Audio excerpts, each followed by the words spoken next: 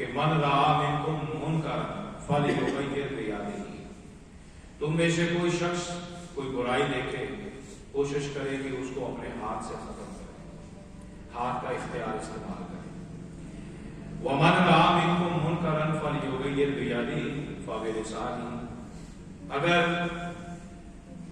اپنے ہاتھ کی طاقت سے اس کو نہیں تبدیل کر سکتا تو کوشش کرے کہ وہ اپنی زبان کی تعلیم سے، تربیت سے، تبلیغ کے ساتھ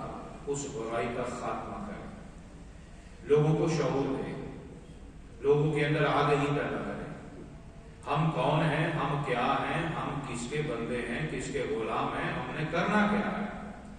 جہاں ہاتھ کی طاقت ختم ہو جائے وہاں دوسری طاقت اللہ نے ہمیں دی ہے، وہ زبان ہے۔ ہاتھ کی طاقت سے مراد کسی کو بلا وجہ قتل کرنا نہیں ہے،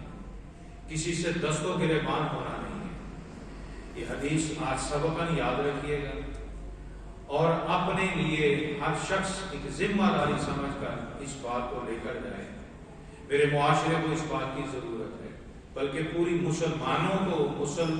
امہ کو اس کی ضرورت ہے۔ اور میں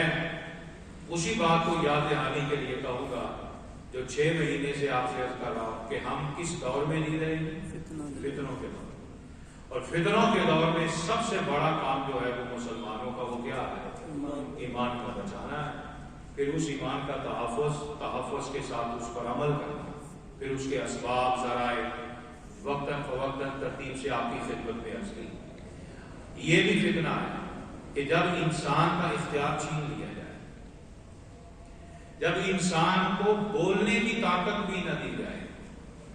اور اس وقت ظلم سر کے اوپر پکھیوں کی طرح منڈلا رہا ہو، تو اس سے بڑا فتنہ کوئی نہیں۔ جمہوریت اسی کا نام ہے کہ وہاں آزادی رائے ہوتی ہے، اپنا حق استعمال کیا جا سکتا ہے۔ مطلق بات سمجھا رہا ہوں کہ جہاں میرے اختیارات بھی ختم کر دیے گئے، میں اپنے ہاتھ سے اپنی طاقت کو استعمال نہیں کر سکتا، میں کسی کے سامنے یہاں تک مانگنا تو دور کی بات ہے کہ شاید یہ وقت بھی آ گیا ہے کہ دشمن طاق میں ہے کہ میں کسی سے اگر اپنا ہاتھ ملا کے سلام بھی لیتا ہوں تو شاید اس پر بھی اعتراض ہے کہ تمہیں ہاتھ بھی ملا ہے۔ اس صورت میں پھر دوسری صورت میرے آقا علیہ السلام نے فرمائی